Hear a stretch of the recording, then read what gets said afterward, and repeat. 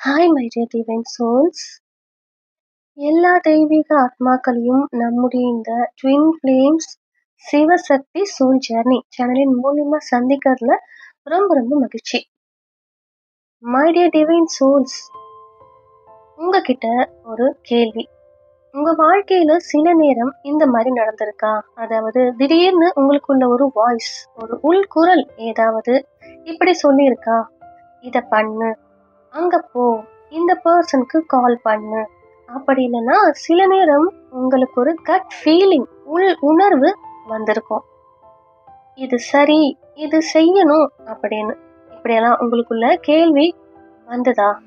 Okay, அப்படியெல்லாம் வந்தா அந்த மூமெண்ட்ல நாம என்ன பண்ணுவோம்? இது என்னுடைய மைண்ட் சேட்டர் தான், அதாவது இது என்னுடைய மன சிந்தனை தான், அல்லது இது என்னுடைய இமேஜினேஷன் தான், இது எனக்கு கற்பனை மட்டும்தான் அப்படின்னு இக்னோர் பண்ணிடுவோம் இல்லையா? ஆனா உண்மையிலேயே அந்த வாய்ஸ் யாருடையது தெரியுமா? அது உங்க ஹையர் செல்ஃப்.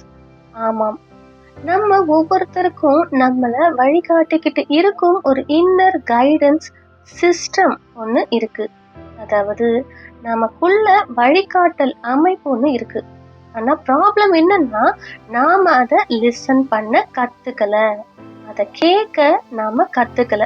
இந்த வீடியோல நான் எக்ஸ்பிளைன் பண்ண போறது, எப்படி ஹையர் செல்ஃப் உடைய குரலை ஐடென்டிஃபை பண்ணலாம், அடையாளம் காணலாம் அப்படின்னு.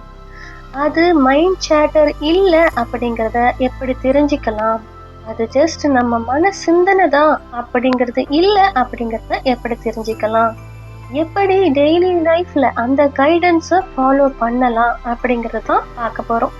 இந்த வீடியோ முடியும் போது நீங்க உங்க ஹையர் செல்ஃப் கம்யூனிகேஷன் பத்தி ரொம்ப கிளியரா புரிஞ்சுக்குவீங்க. அதனால இந்த வீடியோவை நல்லா தெளிவா கேளுங்க. இது உங்க வாழ்க்கையவே சேஞ்ச் பண்ணக்கூடிய மெசேஜா இருக்கலாம். ஓகே, இப்போ ஹையர் செல்ஃப் அப்படின்னா என்ன? அத ரொம்ப எளிய தமிழ்ல நம்ம புரிஞ்சுக்கணும் அப்படின்னு சொன்னா, ஹையர் செல்ஃப் அப்படின்னா உங்க சோல், உங்க ஆன்மாவின் உயர்ந்த அறிவு கொண்ட பகுதி, உங்களுடைய உயர்ந்த ஆன்மா அப்படின்னு அர்த்தம். அதாவது நாம எல்லோருமே எனர்ஜெட்டிக் பீயிங்ஸ் அப்படின்னு நமக்கு தெரியும் இல்லையா? ஆற்றல் கொண்ட உயிர்கள் தான் அப்படின்றது நமக்கு ஆல்ரெடி தெரியும். நம்ம சோல், நம்ம ஆன்மாவே ஒரு எனர்ஜி, அதுதான் நம்ம ஆன்மா, ஒரு ஆற்றல். நாம உடம்பா, அதாவது பிசிக்கல் பாடியில இந்த உலகத்துல வாழ்றோம் இல்லையா?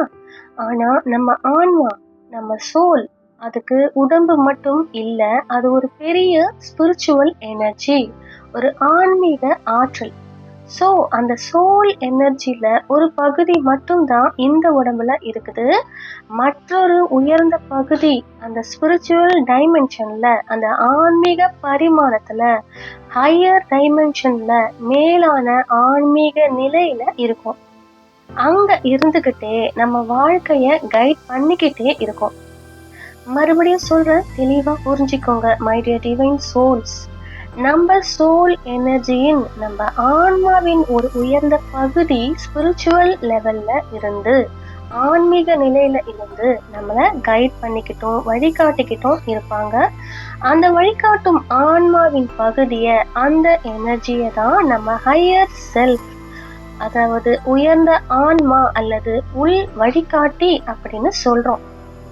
அதனால ஹையர் செல்ஃப், உயர்ந்த ஆன்மா அப்படின்னா அது வேற யாரோ அப்படிங்கிறது இல்ல, அது நீங்களே தான். உங்க ஓன் சோல் எனர்ஜியின் ஒரு பகுதி தான் அது.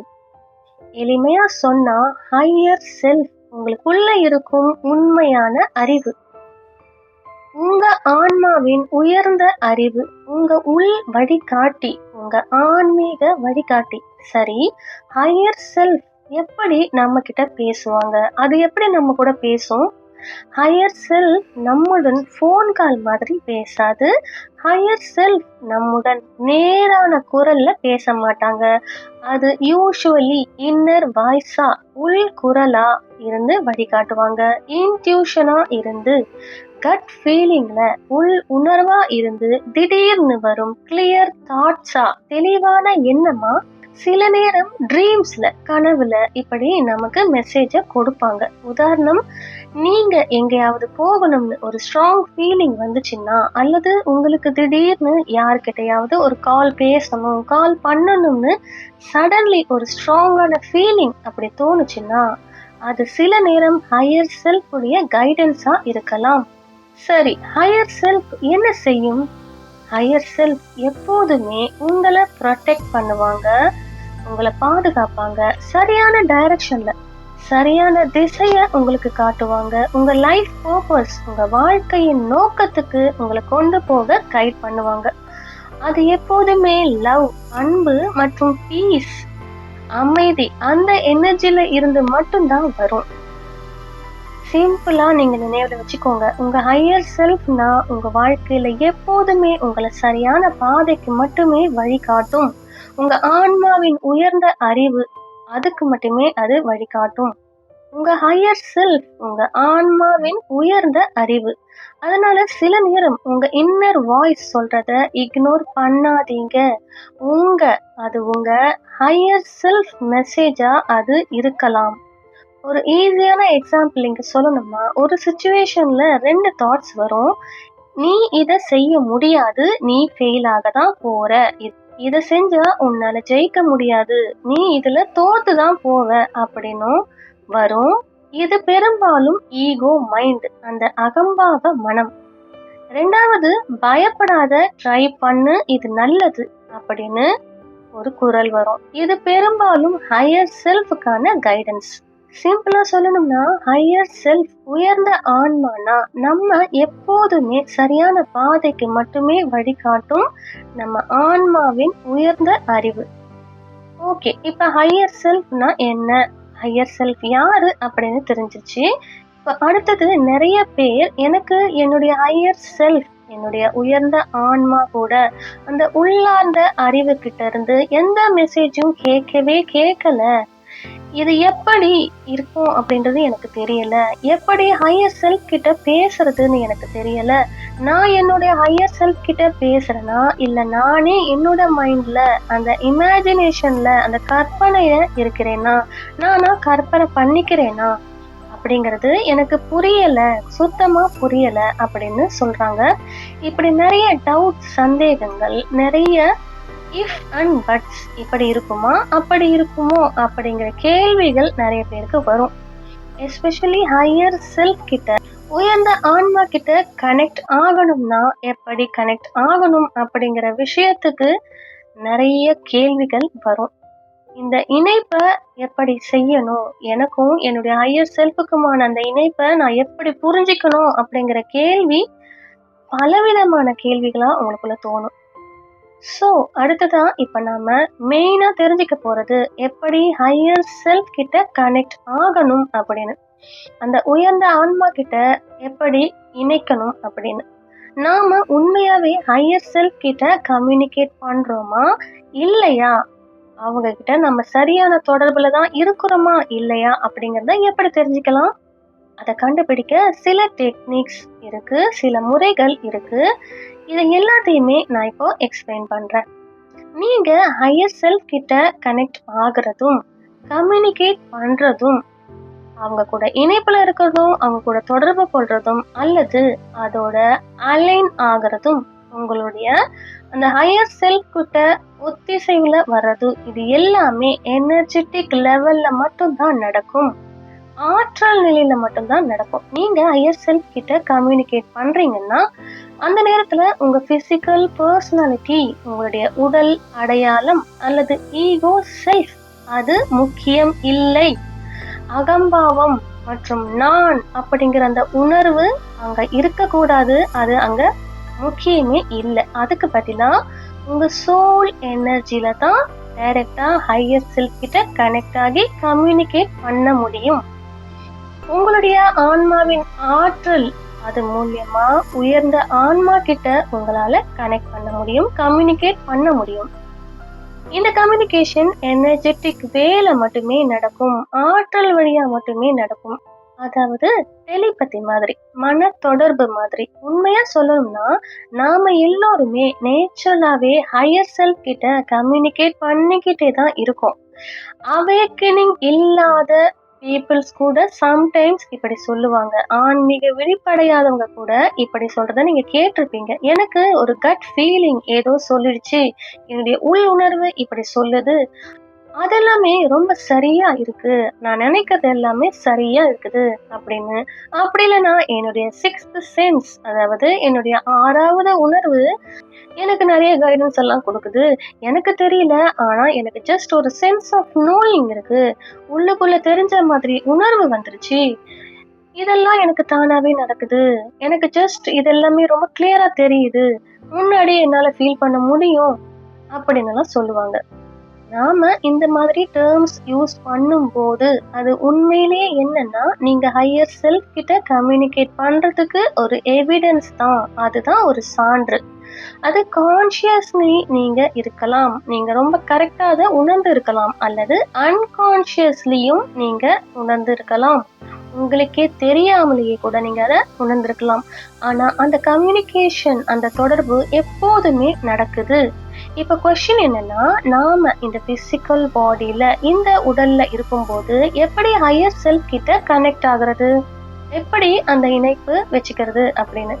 இதுக்கு நம்ம சக்ரா சிஸ்டம், நம்ம சக்கராவுடைய அந்த அமைப்பை பத்தி நம்ம புரிஞ்சுக்கணும். இந்த சக்ராஸ், இந்த சக்கரங்கள், ஆற்றல் மையங்கள் இருக்கு இல்லையா, இது எல்லாமே உங்க ஸ்பைன், உங்க முதுகெலும்புடன் அலைன்மெண்ட்ல இருக்கும். அதாவது டாப் ஆஃப் யுவர் ஹெட், உங்க தலையின் மேல இருந்து கீழே பெரினியம் சொல்லப்படுற அந்த மூல பகுதி வரைக்கும் அது இருக்கும். இந்த முழு எனர்ஜி பாத்த நாம நியூட்ரல் சேனல்ல அப்படின்னு சொல்றோம். நடுநிலை ஆற்றல் பாதை அப்படின்னு இது நம்ம சொல்றோம். நீங்க நல்லா கவனிச்சீங்கன்னா, உங்க ஸ்பைன், உங்க முதுகெலும்பு தான் உங்க பாடியின் மெயின் எனர்ஜி சப்போர்ட். உங்க ஆற்றல் தாங்கும் மையம் அதுதான் ஸ்பைன். ஸோ அதுதான் உங்க பாடியின் மெயின் எனர்ஜியை சப்போர்ட் பண்ற மாதிரி இருக்கும். அந்த ஸ்பைன் லைன்ல தான் எல்லா எனர்ஜி சென்டர்ஸும், எல்லா ஆற்றல் மையங்கள், சக்ராஸ் அப்படின்னு சொல்லப்படுற இது எல்லாமே அலைன்மெண்ட்ல இருக்கும். அதுக்கு மேல உங்க தலைக்கு மேல இருக்கும் கிரவுன் சக்ரா, அதாவது சகசிராரா சக்ரா, அது இருக்கும். அந்த கிரவுன் சக்ராக்கு மேல இன்னொரு எனர்ஜி சென்டர், இன்னொரு ஆற்றல் மையம் இருக்கு. அதுதான் 8th எனர்ஜி சென்டர், 8வது ஆற்றல் மையம். பொதுவாகவே ஹையர் செல்ஃப், உயர்ந்த ஆன்மா அப்படின்னு சொன்னா அந்த 8th எனர்ஜி சென்டர் அருகிலே தான் அது இருக்கும். அதாவது அந்த ஏரியால தான் அது ரெசைட் பண்ணும், அது இருக்கும். ஸோ உங்க சோல் எனர்ஜி, உங்க ஆன்மாவின் ஆற்றல், அது உங்க பிசிக்கல் பாடி, உங்க பிசிக்கல் உடம்புக்குள்ள இருக்குது. அதே நேரத்துல உங்க தலையின் மேல் பகுதியில ஹோவர் பண்ணிக்கிட்டு இருக்கும், அதாவது மிதந்துக்கிட்டே இருக்கிற மாதிரி இருக்கும். அது இன்னொரு எனர்ஜி. அந்த எனர்ஜி தான் அங்க இருக்குது. இந்த 2 எனர்ஜிக்கும் நடக்கிற கம்யூனிகேஷன், தொடர்பு தான் நீங்க மற்றும் உங்க ஹையர் செல்ஃபுக்கு நடக்கிற தொடர்பு. உங்களுக்கும் உங்க உயர்ந்த ஆன்மாவுக்கும் 2 பேருக்குள்ள நடக்கிற அந்த தொடர்பு. ஆனா பெரும்பாலும் என்ன நடக்குதுன்னா, நம்ம பாடி எப்போதுமே அந்த ஹையர் செல்ஃப் எனர்ஜிய, அந்த உயர்ந்த ஆன்மாவின் ஆற்றலை ஹோல்டு பண்ண தயாரா இருக்காது. அதை தாங்கி வச்சுக்க தயாரா இருக்காது. ஏன்னா ஹையர் செல்ஃப், உயர்ந்த ஆன்மா அப்படின்னா என்னன்னா, அது ஹை வைப்ரேஷனல் எனர்ஜி, உயர்ந்த அதிர்வு ஆற்றல். ஆனா நம்ம பாடி என்னன்னா 3 டைமென்ஷனல் எனர்ஜில தான் நாம இருக்கிறோம். 3 டைமென்ஷன் எனர்ஜில தான் நம்ம உடம்பு இயங்குது. அந்த 3D ஆற்றல் நிலையில தான் நாம இருக்கிறோம். அதனால நாம தொடர்ந்து அட்டென்ஷன், அவேர்னஸ் அதுல இருக்காம, கவனத்தோடையும் விழிப்புணர்வு அதுலயும் இருக்காம, மேலும் ஹையர் டைமென்ஷன் ஃப்ரீக்வன்சிஸ், அதாவது மேலான பரிமாண அதிர்வுகள், அதாவது 4D அல்லது 5D அது போன்ற எனர்ஜி லெவல்ல டேப் பண்ண ஆரம்பிக்காம இருந்தா, 4வது பரிமாணம் அல்லது 5வது பரிமாணம், இந்த எனர்ஜிஸ்ல இணைப்பு கொள்ள நாம முயற்சி பண்ண ஆரம்பிக்காமலேயே இருந்தா நம்ம பாடிக்கு ஹையர் செல்ஃப் எனர்ஜிய நீண்ட நேரம் ஹோல்ட் பண்ண முடியாது. அதனாலதான் ஹையர் செல்ஃப் எனர்ஜி பெரும்பாலும் 8th எனர்ஜி சென்டர்ல 8வது ஆற்றல் மையத்துக்கு அருகிலேயே ரொம்ப பக்கத்துல ஹோவர் பண்ணிக்கிட்டே இருக்கும். அதை சுத்தி மிதந்துக்கிட்டே இருக்கும். இது கண்ணுக்கு தெரியாது. ஆனா நீங்க உங்க அட்டென்ஷன் பிராக்டிஸ் அத ரொம்ப ப்ராப்பரா பண்ணீங்கன்னா, அந்த ப்ராக்ரஸ நீங்க பண்ண ஆரம்பிச்சா, அந்த கவன பயிற்சியில நீங்க கொஞ்சம் கொஞ்சமா முன்னேற்றம் அடைய ஆரம்பிச்சா, மேலும் உங்க பாடிக்குள்ள லைட் ஃப்ரீக்வன்சி, அந்த ஒளி அதிர்வு, அதாவது ஹையர் டைமென்ஷனல் ஃப்ரீக்வன்சி, மேலான பரிமாண ஆற்றல் அது அதிகமா டேப் பண்ணி ஹோல்ட் பண்ண நீங்க ஆரம்பிச்சா, அப்போ நீங்க ஹையர் செல்ஃப் உடன், உங்களுடைய அந்த உயர்ந்த ஆன்மாவுடன் ரொம்ப மோர் அலைன்டா ஆக ஆரம்பிப்பீங்க. நீங்க ரொம்ப அழகா மேலும் அந்த ஒத்திசைவுல வர ஆரம்பிப்பீங்க. அதாவது உங்க பிசிக்கல் பாடி, இந்த உடல் அதுல இருந்துகிட்டே ஹையர் செல்ஃப் ஃப்ரீக்வன்சி, உயர்ந்த ஆன்மாவின் அதிர்வை நேச்சுரலி ஹோல்ட் பண்ண ஆரம்பிக்கும். இப்போ என்ன நடக்கும்னா, நீங்க ஹையர் செல்ஃப் ஃப்ரீக்வன்சிய, உங்க உயர்ந்த ஆன்மாவின் அதிர்வை உங்க பிசிக்கல் பாடிக்குள்ள நேச்சுரலி ஹோல்ட் பண்ண ஆரம்பிப்பீங்க. அந்த ஸ்டேஜ்ல தான் சில பீப்புள் அவேக்கனிங்கும் கூட அனுபவிக்க ஆரம்பிப்பாங்க. அவங்க தங்களுடைய மிஷன், அவங்களுடைய வாழ்க்கை ஆன்மீக பணி அது என்னன்னு கூட ரியலைஸ் பண்ண ஆரம்பிப்பாங்க. அவங்க உண்மையிலேயே தங்களுடைய சோல் பாத்த, அந்த ஆன்மாவின் பாதை அது என்னன்னு கண்டுபிடிச்சு அந்த பாதையில நடக்க கூட ஆரம்பிப்பாங்க. இந்த நிலை அடைஞ்சவங்கள நாம எப்படி சொல்லலாம்னா, இவங்க ஹையர் செல்ஃபுடன் ஒன்றா இணைஞ்சுக்கிட்டு இருக்கிறாங்க, தங்களுடைய உயர்ந்த ஆன்மாவுடன் இணைஞ்சு இருக்கிறாங்க அப்படின்னு. அதாவது உங்க physical body முழுமையாவே higher self ஃப்ரீக்வன்சிய embody பண்ண முடியும் வரை, உங்களுக்குள்ள அதை ஏற்றுக்கொண்டு வாழ ஆரம்பிக்கும் போது, அந்த ஹையர் செல்ஃப் எனர்ஜி என்ன செய்யும், அது இன்னும் 8th எனர்ஜி சென்டர், 8வது ஆற்றல் மையம், அதாவது அந்த தலையின் மேல் பகுதி அது அருகிலேயே ஹோவர் பண்ணிக்கிட்டு இருக்கும், உங்களை சுத்தி மிதந்துகிட்டே இருக்கும். இப்போ முக்கியமான கொஸ்டின் என்னன்னா, இந்த கம்யூனிகேஷன் எப்படி நடக்குது? இந்த ஹை வைப்ரேஷனல் பீயிங், இந்த உயர்ந்த அதிர்வு ஆன்மீக ஆற்றல்கள், அதாவது உங்க ஹையர் செல்ஃப், அவங்க உங்ககிட்ட எனர்ஜெட்டிக் வேல தான் கம்யூனிகேட் பண்ணுவாங்க. ஆற்றல் வழியா தான் கம்யூனிகேட் பண்ணுவாங்க, தொடர்பு எடுப்பாங்க. அதாவது டெலிபதி மாதிரி மன தொடர்பு மட்டும்தான் அதுல இருக்கும். அந்த எனர்ஜி ஃப்ரீக்வன்சி என்ன பண்ணும்னா, அந்த ஆற்றல் அதிர்வு என்ன பண்ணும்னா, அது உங்க எனர்ஜி சேனல் வழியாவே டிராவல் பண்ணும். உங்களுடைய ஆற்றலின் பாதை அது வழியாவே அது டிராவல் பண்ணும். அது 8th எனர்ஜி சென்டர்ல இருந்து கீழே கிரவுண்ட் சக்ரா, அந்த மூலாதார சக்ரா வரைக்கும் உங்க முழு சக்ரா சிஸ்டம், அந்த சக்ராவின் அமைப்பு வழியா மூவ் ஆகும். அது வழியாவே அது நகரும். அதாவது அந்த எனர்ஜி உங்க நியூட்ரல் சேனல் வழியாவே கீழே வரும். நடுநிலை ஆற்றல் பாதை மூலியமா அது கீழே வரும். இது கீழே வரும்போது என்ன ஆகும்னா, அது உங்க மைண்ட், உங்க மனம் மற்றும் உங்க பிரெயின், உங்க மூளை வழியாவே ஃபில்டர் ஆகும். அப்படி ஃபில்டர் ஆகி வரும்போது, அதாவது அதை வடிகட்டிக்கிட்டு வரும். அந்த மாதிரி ஃபில்டர் ஆகி வரும்போது அது உங்க சொந்த வாய்ஸ் மாதிரி தான் கேட்கும். உங்க குரலா மட்டுமே அது கேட்கும். அதனால பெரும்பாலும் நீங்க ஹையர் செல்ஃப் மெசேஜ் கேட்கும் போது அது உங்க சொந்த வாய்ஸ் மாதிரி தான் இருக்கும். நிறைய பேருக்கு ஒரு மிஸ் அண்டர்ஸ்டாண்டிங் இருக்கு. அதாவது ஹையர் செல்ஃப் அல்லது ஸ்பிரிட் கைட்ஸ் பேச போறாங்கன்னா, ஆன்மீக வழிகாட்டுதல்களை பேச போறாங்க, கொடுக்க போறாங்கன்னா, ஏதோ ஒரு மிஸ்டிக்கல் பிளேஸ்ல இருந்துகிட்டு ஒரு ஹெவியான வாய்ஸ்ல, ஹலோ நான் இங்க இருக்கிறேன், நீ இதை செய்யணும், நீ இதைதான் பேசணும் அப்படின்னு பேசுவாங்க அப்படின்னு நினைப்பாங்க. ஆனா உண்மையிலே அப்படியெல்லாம் நடக்காது. அந்த மாதிரி வாய்ஸ் எல்லாம் வராது. உங்க ஹையர் செல்ஃப் அல்லது கைட்ஸ் உங்ககிட்ட பேசும்போது எனர்ஜெட்டிக் டெலிபதிக் கம்யூனிகேஷன் வழியா மட்டுமே அது நடக்கும். ஆற்றல் மன தொடர்பு வழியா மட்டும்தான் அது நடக்கும். அந்த கம்யூனிகேஷன் உங்க மைண்ட் மற்றும் உங்க பிரெயின் வழியா ஃபில்டர் ஆகி வர்றதுனால உங்க மைண்ட் அந்த எனர்ஜிய வேர்ட்ஸா கன்வெர்ட் பண்ணும். அது வார்த்தைகளா மாத்தி கொடுக்கும். அதனால அந்த மெசேஜ் உங்க சொந்த வாய்ஸ் மாதிரி தான் கேட்கும். வேற ஏதாவது ஏலியன் வாய்ஸ் மாதிரி எல்லாம் கேட்காது. வித்தியாசமான குரல் எல்லாம் உங்களுக்குள்ள வந்தெல்லாம் பேசாது. அது உங்க குரல் தான். உங்க சொந்த குரலா மட்டுமே வெளிப்படும். அதனாலதான் சில நேரம் இது கொஞ்சம் கன்ஃபியூஷனா, கொஞ்சம் குழப்பமாவே இருக்கும். ஏன்னா நீங்க உங்க குரலையே கேட்கும்போது நேச்சுரலி ஒரு டவுட் வரும் இல்லையா? இது என்னுடைய மைண்ட் சேட்டர் தான், மனசுல பேசுற ஒரு சிந்தனையான ஒரு பேச்சு தான், இது ஒரு கற்பனை தான் போல இருக்கு, அப்படின்னா யாராவது உண்மையாவே என்னோட கம்யூனிகேட் பண்றாங்களா அப்படின்றது கேள்வி உங்களுக்குள்ள வரும். அந்த கன்ஃபியூஷன் தான் பெரும்பாலும் மக்களுக்கு வரும், எல்லா பீப்புளுக்குமே வரும். நம்ம ஹையர் செல்ஃப், நம்ம உயர்ந்த ஆன்மா கிட்ட இருந்து வரும் இந்த டெலிபதிக் எனர்ஜெட்டிக் மெசேஜஸ், இந்த மன தொடர்பு ஆற்றல் செய்திகள், அதை நாம கான்சியஸ்லி வேர்ட்ஸா கன்வெர்ட் பண்ணல. அது முழுக்க முழுக்க நேச்சுரலி நடக்கிற ப்ராசஸ்.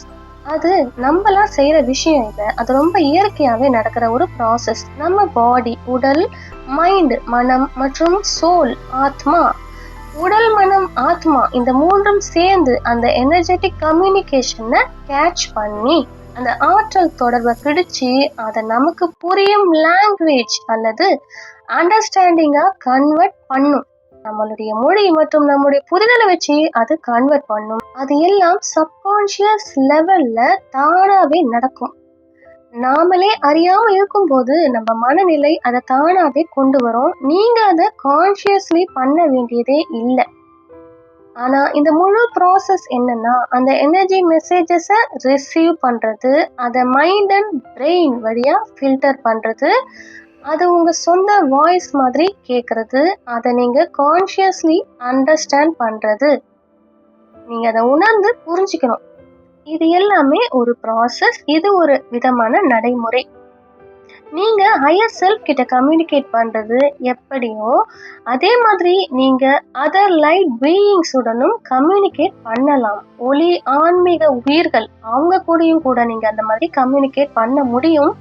இது வெறும் ட்வின் ஃப்ளேம் ஜேர்னில மட்டுமே இல்ல, நம்ம நார்மல் லைஃப்ல கூட நிறைய தடவை இது நடக்கும். சாதாரண வாழ்க்கை முறையில இருக்கும்போது கூட இது நிறைய பேருக்கு நடக்கும். உதாரணத்துக்கு சில நேரம் உங்க இன்னர் வாய்ஸ், உங்க உள்குரல் ஏதாவது சொல்லிக்கிட்டு இருக்கும், அல்லது உங்க செஸ்ட் ஏரியால ஒரு கான்ஃபிடன்ஸான ஒரு ஃபீலிங், ஒரு உறுதியான உணர்வு உங்க மார்பு பகுதியில வரும். இதை நான் செய்யணும், இதுதான் சரி அப்படின்னு. சில நேரம் நீங்க ஏதாவது இக்னோர் பண்ண முயற்சி பண்ணீங்கன்னா, இப்படி கேட்கும்போது அதை புறக்கணிக்க முயற்சி பண்ணீங்கன்னா, உள்ளே இருந்து ஒரு வாய்ஸ் திரும்ப திரும்ப சொல்லும், இல்ல அதை இக்னோர் பண்ணாத, நீ இதை செய்யணும், நீ இதை செய்யணும் அப்படின்னு. சில நேரம் நட்ஜஸ் வரும், அதாவது சிறிய உள்ளார்ந்த தள்ளுதல் போன்ற ஒரு உணர்வு கண்டினியூஸா வந்துகிட்டே இருக்கிறது வரும். ஒரு வாய்ஸ், ஒரு உள்குரல் கூட வரும், அல்லது சில விஷுவல்ஸா கூட அது வரும், மனதில் தோன்றும் படங்கள் மாதிரி கூட அது வரும். இது எல்லாமே உண்மையிலேயே உங்க ஹையர் செல்ஃப் உங்களுடன் கம்யூனிகேட் பண்றதின் ஒரு வகை. இதுவும் ஒரு வகை. ஆனா நம்மள நிறைய பேர் என்ன பண்றோம், 90%, 90% இப்படி வர இந்த கம்யூனிகேஷனை நாம இக்னோர் பண்ணிடுறோம். ஏன்னா நாம நினைக்கிறது என்னன்னா, இது எல்லாமே என்னுடைய மைண்ட் சேட்டர் தான், என்னுடைய மனசுல இருக்கிற ஒரு சிந்தனை மட்டும்தான் அப்படின்னு. உண்மையிலேயே இன்னர் வாய்ஸ், உள் குரலை கேட்க முடியாம இருக்கிற பிக்கஸ்ட் பிளாக், முக்கியமான தடை என்னன்னா ட்ரஸ்ட், நம்பிக்கை, அது இல்லாதது. நம்மள நிறைய பேர் அந்த வாய்ஸை இக்னோர் பண்றோம். ஏன்னா நாம நினைக்கிறது இது என்னுடைய மைண்ட் சேட்டர் தான், அல்லது இது என்னுடைய இமேஜினேஷன் தான், இது என்னுடைய கற்பனை மட்டும்தான் அப்படின்னு. அதனாலதான் நம்ம இன்னர் வாய்ஸை நிறைய நேரம் நாம இக்னோர் பண்ணிக்கிட்டே இருக்கிறோம். ஏன்னா நமக்கு கன்ஃபியூஷன் இருக்கும், குழப்பம் இருக்கும், அந்த வாய்ஸை பிலீவ் பண்ணவே முடியாது, நம்மளால நம்ப முடியாது, அந்த கைடன்ஸை ட்ரஸ்ட் பண்ண முடியாது, அந்த வழிகாட்டல் மீது நமக்கு ட்ரஸ்ட் இல்லை, அந்த கைடன்ஸ் மீது ட்ரஸ்ட் இல்லை, அந்த வழிகாட்டுதல் மீது நமக்கு சுத்தமா ட்ரஸ்டே இல்லை, நம்பிக்கையே இல்லை. அந்த ஹோல் ப்ராசஸ்ல பிக்கஸ்ட் சேலஞ்ச், பெரிய சவால் என்னன்னா, நாம பிசிக்கல் ஹியூமன் பீயிங்ஸ், உடல் கொண்ட மனிதர்கள், நாம இருக்கும் அந்த கான்சியஸ்னஸ் அது ரொம்ப டென்ஸ் எனர்ஜி லெவல். நம்ம உடம்புக்கான அந்த உணர்வு நிலை அது ரொம்ப கனமானது. அதோட நம்ம கிட்ட இருக்கிற அந்த ஈகோ அது ரொம்ப அதிக அளவுல இருக்குது. அந்த அகம்பாவம், நான் அப்படிங்கிற அந்த உணர்வு அது ரொம்ப அதிக அளவுல இருக்குது. அதனால என்ன ஆகும்னா, ஈகோ எப்போதுமே மைண்ட் வழியா ஃபில்டர் பண்ணும், மனசை ஃபில்டர் பண்ணும். அதனால ஒரு டுவாலிட்டி உருவாகும், இரட்டை எண்ணம் உருவாகும். Yes, no, right, wrong, good, bad, இப்படி நாம எல்லாத்தையுமே ஈகோ மைண்ட் மூலியமா ஜட்ஜ் பண்ண ஆரம்பிப்போம். அந்த மாதிரி நேரத்துல நாம இப்படிதான் தீர்மானமே பண்ணுவோம். அதனால நாம ஹையர் செல்ஃப் மெசேஜ் கேட்கும் போது உடனே ஈகோ அனலைஸ் பண்ண ஆரம்பிச்சிடும், ஆய்வு பண்ணிடும். இப்போ முக்கியமான கொஸ்டின், நாம ஹையர் செல்ஃப் கிட்ட கம்யூனிகேட் பண்றோமா அல்லது இது ஜஸ்ட் மைண்ட் சேட்டரா, மன சிந்தனையா அப்படிங்கறத எப்படி டிஃபரன்ஷியேட் பண்றது? அதை நம்ம எப்படி டிஃபரன்ஷியேட் பண்ணி வேறுபாடு எப்படி இருக்கும் அப்படின்றத எப்படி பாக்குறது? இதுக்கு ஃபர்ஸ்ட் ஸ்டெப் என்னன்னா, நீங்க உங்க தாட்ஸ் பத்தி அவேர் ஆகணும். உங்க சிந்தனைகள் மேல ரொம்ப கவனமா இருக்கணும். அதாவது என்ன மாதிரியான தாட்ஸ் என் மைண்ட்ல வருது அப்படின்னு நீங்க ரொம்ப உன்னிப்பா கவனிக்கணும். அதுக்கப்புறம் ஸ்லோலி அந்த தாட்ஸை டிடெக்ட் பண்ண ஆரம்பிக்கணும், அதை அடையாளம் காணணும்.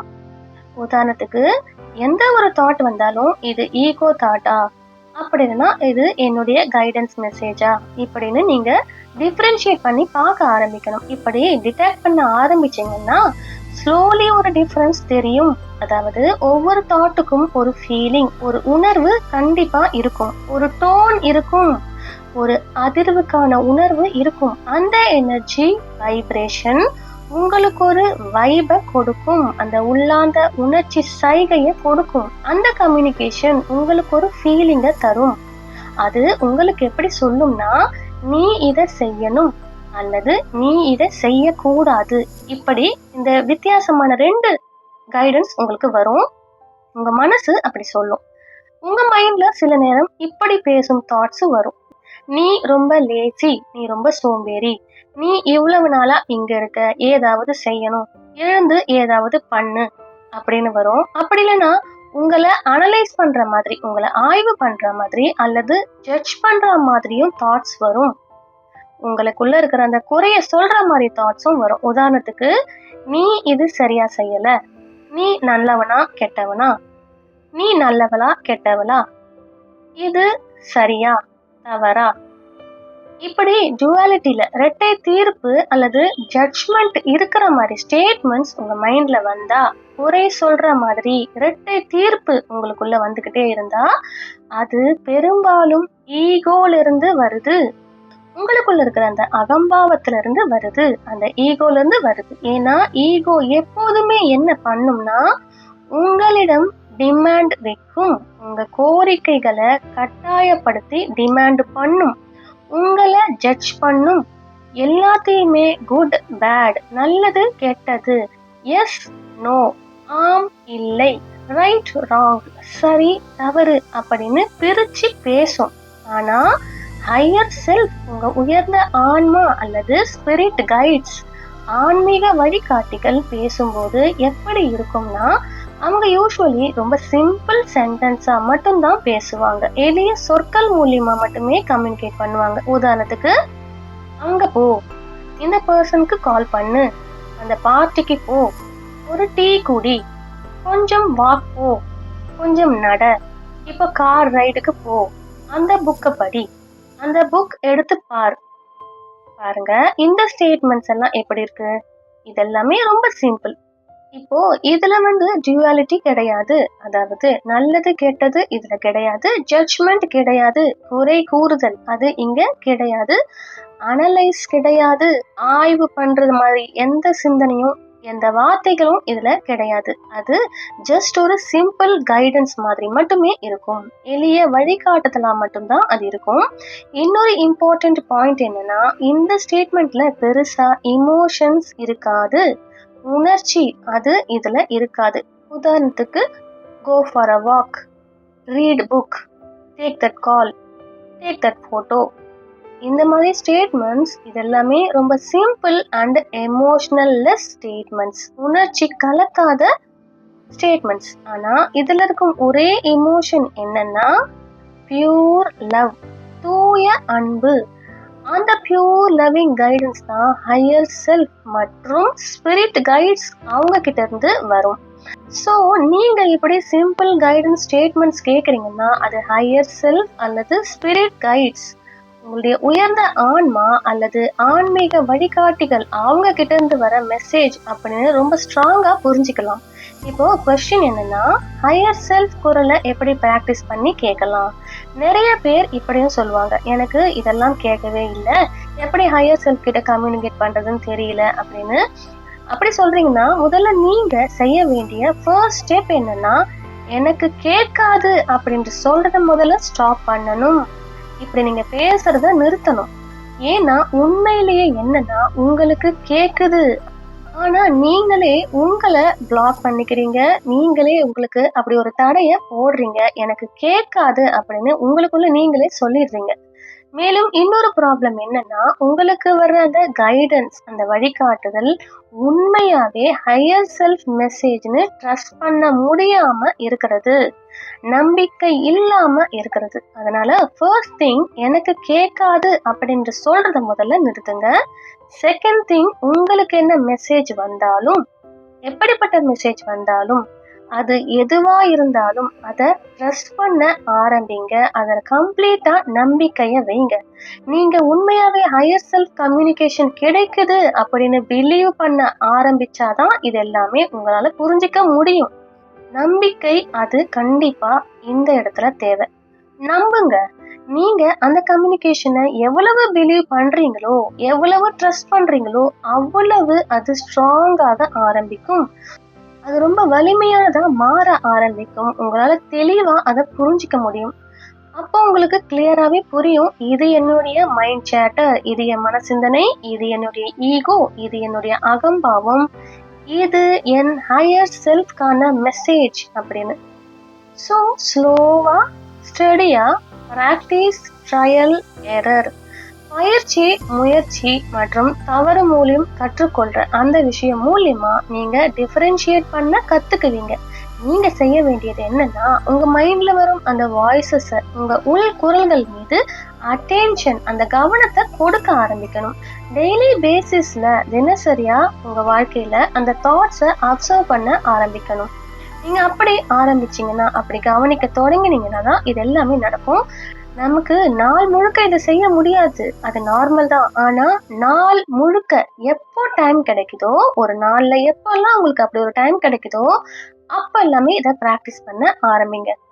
இதுல முக்கியமான ஃபர்ஸ்ட் ஸ்டெப் என்னன்னா, உங்க மைண்டை குவைட் பண்ணணும். உங்க மைண்டை அமைதியா வச்சுக்கணும். ஏன்னா உங்க மைண்ட் காமா இல்லைன்னா உங்க தலைக்குள்ள நடக்கிற அந்த வாய்ஸஸ், அந்த குரல்களை கிளியர்லி உங்களால கேட்க முடியாது. அதனால குவைட் மைண்ட், அமைதியான மனம் மட்டும்தான் இந்த ப்ராசஸ்ல ரியல் அச்சீவ்மெண்ட். ரொம்ப அடிப்படையான விஷயம். உங்க மைண்ட்ல ரொம்ப மைண்ட் சேட்டர் நடந்துகிட்டே இருந்தா, அதிக சிந்தனை ஓடிக்கிட்டே இருந்தா, நீங்க ஆப்வியஸ்லி ஹையர் செல்ஃப் மெசேஜை கேட்கும் ஸ்டேட்ல இருக்கவே முடியாது. அதனால ஃபர்ஸ்ட் ஸ்டெப் மைண்டை காம் பண்றது. உங்க மைண்ட் காம் ஆகணும்னா அது எப்படி? உங்க மனம் அமைதியா இருக்கணும்னா அது எப்படி முடியும்? ரொம்ப சிம்பிள். ஒரு இடத்துல அமைதியா உட்கார்ந்து எதையுமே செய்யாம இருக்கணும். அதாவது போனை எடுத்துக்காதீங்க, கையில எந்த தொலைபேசியும் வச்சுக்காதீங்க, இன்டர்நெட் யூஸ் பண்ணாதீங்க, பின்னாடி எதுவும் சாங்ஸ் அது எல்லாத்தையுமே ப்ளே பண்ணாம இருங்க, ஏதாவது ஒரு பாட்டு கேட்கறது இதெல்லாம் பண்ணாதீங்க, எந்த மியூசிக்கையும் கூட போடாதீங்க, எந்த இசையுமே கேட்குற மாதிரி இருக்கக்கூடாது. ஜஸ்ட் அமைதியா உட்கார்ந்து எதுவுமே செய்யாம இருங்க. அப்படி இருந்தீங்கன்னா நேச்சுரலி உங்க மைண்ட்ல இருந்து நிறைய தாட்ஸ் வர ஆரம்பிக்கும். உங்க தாட்ஸை அப்சர்வ் பண்ண ஆரம்பிக்கணும், கவனிக்கணும். பிராக்டிஸ், ட்ரையல், எரர் சொன்னோம் இல்லையா? பயிற்சி, முயற்சி, தவறு மூலியம் கற்றுக்கொள்ளுதல். இது மூலியமா மட்டுமே உங்களுக்கு புரிய ஆரம்பிக்கும், இது என்னுடைய தாட்டா, இது ஈகோ தாட்டா, அல்லது ஹையர் செல்ஃப் மெசேஜா அப்படின்னு. நீங்க அந்த பிராக்டிஸை தொடர்ந்து பண்ண ஆரம்பிச்சீங்கன்னா நாளாக நாளாக அந்த கம்யூனிகேஷன், அந்த தொடர்பு கிளியரா உங்களுக்கு புரிய ஆரம்பிக்கும். நீங்க அதுல பெட்டர் ஆவீங்க. மேலும் திறமைப்பட அத புரிஞ்சுப்பீங்க. நம்புங்க, ஒரு ஸ்டேஜுக்கு பிறகு ஹையர் செல்ஃப் உடன் இந்த கம்யூனிகேஷன் உங்களுக்கு ரொம்ப என்ஜாயபிளா இருக்கும். அந்த கம்யூனிகேஷன் உங்களுக்கு மிகப்பெரிய மகிழ்ச்சிய தரும். அப்போ உங்க வாழ்க்கையில நீங்க எப்போதுமே ஒரு ரைட் டைரக்ஷன்ல, சரியான திசையில கைடடா இருக்கிறதா, சரியான வழியில வழிகாட்டப்படுறீங்க அப்படிங்கிறத நீங்க ரொம்ப தெளிவா உணர்வீங்க.